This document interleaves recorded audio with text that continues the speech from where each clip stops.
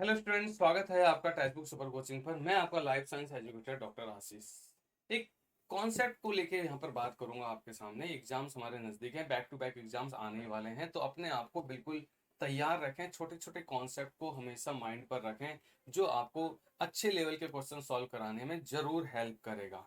तो मेरी क्लासेस की टाइमिंग आप जरूर नोट कर लें कि संडे टू थर्सडे शाम को 7 बजे, और आपका यूट्यूब पर, और 10 बजे टेक्स्ट बुक सुपर कोचिंग के ऐप पर ये फ्री क्लासेस हैं। कूपन कोड लगाएंगे आशीष जी, जिससे आपको सब्सक्रिप्शन लेते समय एडिशनल डिस्काउंट मिल जाएगा। और आपका ये टेलीग्राम ग्रुप है, इस टेलीग्राम ग्रुप को जरूर ज्वाइन करके रखेंगे। ठीक है, आओ बात करते हैं। एक क्विक कॉन्सेप्ट को लेकर मैं बात करना चाह रहा हूँ। तो उससे पहले आप देखो, यहाँ पर मैं आपको बता दूं कि सीएसआई नेट दिसंबर 2024 के लिए आप यहाँ पर ये जो इलाइट बैच है 2.0 दिसंबर के लिए, आप सोच सकते हैं इसको सब्सक्राइब करें, अच्छे से आपको फायदा मिलेगा। साथ के साथ से assignment, previous year question booklet यहाँ पर आपको मिलने वाली है। लाइफ साइंसेस की भी है, केमिकल साइंसेस भी, मैथमेटिकल साइंसेस भी, इस तरह से। तो आप कोशिश करें, और यहाँ पर आपका बिल्कुल लेटेस्ट पैटर्न के बेसिस पर ही आपका बैच अनाउंस किया गया है दिसंबर 2024 के लिए। ठीक है, क्लासेस के साथ साथ रिकॉर्डेड, लाइव क्लासेस के साथ रिकॉर्डेड क्लासेस भी यहाँ पर आपको अवेलेबल होंगी। ठीक है, तो जरूर इसके लिए कंसिडर करें। कूपन कोड लगाएंगे आशीष जी। अगर कोई डाउट है तो आप नीचे एक नंबर रिफ्लेक्ट हो रहा है, उस नंबर पर इंक्वायरी कर सकते हैं। आओ बात करते हैं। बात क्या करेंगे, आप एक कॉन्सेप्ट की बात करेंगे। देखो, मैं बात कर रहा हूँ कॉन्सेप्ट। कॉन्सेप्ट क्या कहता है आपके लिए? कॉन्सेप्ट ये कहता है, कॉन्सेप्ट सीरीज 1 में मैं बात कर रहा हूँ। कॉन्सेप्ट सीरीज 1, यहां पर मैंने ये कह दिया कि आपको ये देखना है कि सिंपल, सपोज करो कि ये मेरे पास, देखना आप, मैं आपको क्या बोलूंगा। मैंने कहा ये आपके पास एक क्या है, क्रोमोजोम है। ये आपने कहा एक क्रोमोजोम है, ठीक है। और ये भी आपने कहा एक क्रोमोजोम है, तो मैंने कहा एक ही क्रोमोजोम की दोनों कॉपी ये क्या कहलाएंगी? ये होमोलोगस क्रोमोजोम कहलाएंगे। ये कहां से आए? एक हमारे फादर से आया और एक हमारी मदर से आया। एक ही क्रोमोजोम की दोनों कॉपी को हमने कहा होमोलोगस क्रोमोजोम। Homologous chromosome. अब ये होमोलोगस क्रोमोजोम है। इसके बाद आप बोलोगे, जब सेल साइकिल प्रोसीड होती है, तो सेल साइकिल में G1 S G2 फेज होती हैं। तो आपको पता है जो एस फेज होती है, उस एस फेज में डीएनए क्या होता है? डीएनए डबल हो जाता है। डीएनए क्या हो जाता है जी? डीएनए तो डबल हो जाता है। एस फेज में डीएनए डबल हो जाता है।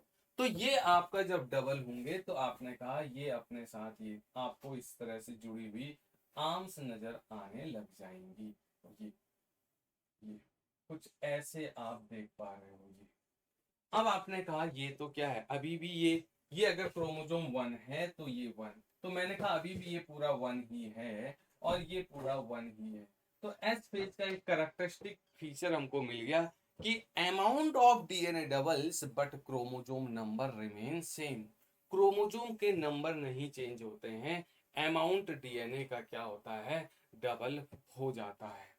और जब ये एक ही क्रोमोजोम की, अभी भी आप देखो ये होमोलोगस क्रोमोजोम का पेयर ही है, और एक क्रोमोजोम के पास दो आर्म्स हैं। इन आर्म्स को आप क्या बोलते हो? इन आर्म्स को आप बोलते हो सिस्टर क्रोमेटिड्स।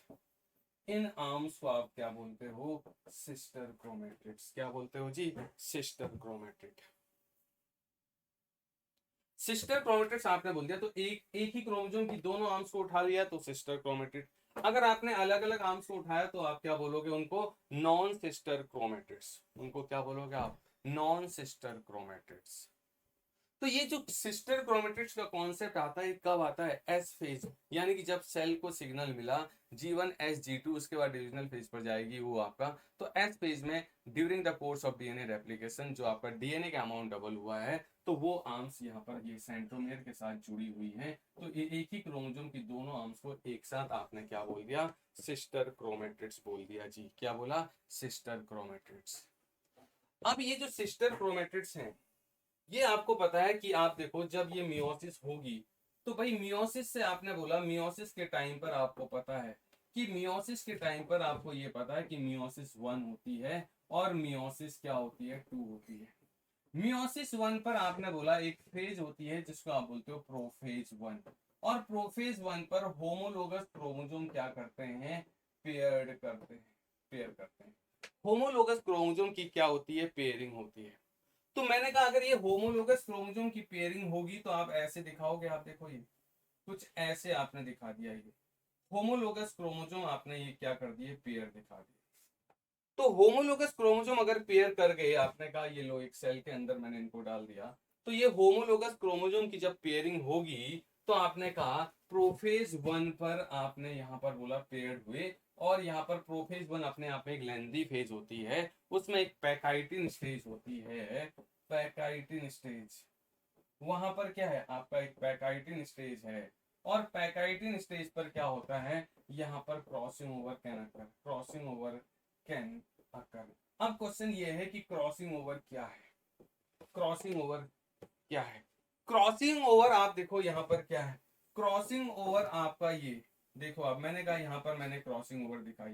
क्रॉसिंग ओवर एक जेनेटिक मटेरियल एक्सचेंज है, crossing over genetic material exchange है, किसके बीच में, ये एक दूसरे के लिए क्या है, ये नॉन सिस्टर क्रोमेटिड्स हैं, ये एक दूसरे के लिए क्या है, नॉन सिस्टर क्रोमेटिड्स हैं। तो आप बोलोगे कॉन्सेप्ट निकल के आ गया, क्या निकल के आया कॉन्सेप्ट, कि प्रोफेज 1 के, आप बोलोगे प्रोफेज मियोसिस 1 की प्रोफेज 1 में पैकाइटिन स्टेज पर जेनेटिक मटेरियल का एक्सचेंज एक पॉसिबिलिटी है, जेनेटिक मटेरियल का exchange between non sister chromatids of homologous chromosome.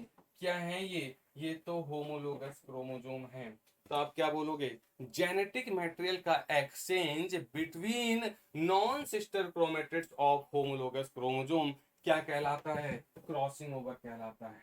क्या कहलाता है जी, क्रॉसिंग ओवर कहलाता है। बात समझ में आ गई। एक बहुत छोटे क्विक कॉन्सेप्ट की तरफ मैं आगे बढ़ जा रहा हूँ, इस तरह से डेली बेसिस पर आपको कुछ ना कुछ कॉन्सेप्ट सिखाता रहूंगा। तो मेरा आज का फोकस ये था, तो मैंने आपको ये बताया कि सिंपल आपने बोला कि जब हम एक ही क्रोमोसोम की दोनों कॉपी को कंसिडर करते हैं, एक फादर से आया और एक मदर से आया है, तो ये कहलाते हैं होमोलोगस क्रोमोसोम। होमोलोगस क्रोमोसोम को आपने कहा ठीक है, लेकिन जब आप कोई भी सेल डिविजनल फेज पर जाएगी तो आपका पहले वो इंटरफेस को क्रॉस करेगी G1 S G2। S phase में अमाउंट ऑफ डीएनए डबल्स होता है but chromosome number remain same. तो यहाँ पर क्रोमोसोम के नंबर 1 1 2 ही है, तो यहाँ पर भी क्रोमोसोम के नंबर 2 ही है, लेकिन क्या हुआ है, अमाउंट ऑफ डीएनए डबल हो गया है, तो एक क्रोमोसोम के साथ दो आर्म्स आ रही हैं, तो amount of DNA doubles but chromosome number remain same. This is the characteristic feature of the S phase. आपने बोला एक ही क्रोमोसोम की दोनों आर्म्स, इनको आप सिस्टर क्रोमेटिड बोलोगे, और अगर आपने दोनों क्रोमोसोम की एक एक आर्म उठाई तो उनको आप नॉन सिस्टर बोलोगे। तो मैं इन दोनों को उठाऊंगा तो ये नॉन सिस्टर क्रोमेटिड्स हो जाएंगे। फिर मैंने कहा कि जब मियोसिस से गैमेट्स बनते हैं जनरली, तो मियोसिस में आपका मियोसिस 1 और मियोसिस 2 होती है। मियोसिस 1 में एक प्रोफेज 1 होती है, और प्रोफेज 1 पर हम जानते हैं होमोलोगस क्रोमोसोम पेयर करते हैं, ठीक है। फिर उसमें भी सब फेजेस होती है, तो जब पैकाइटिन स्टेज आती है तो वहां पर क्रॉसिंग ओवर हो सकती है, पॉसिबिलिटी है।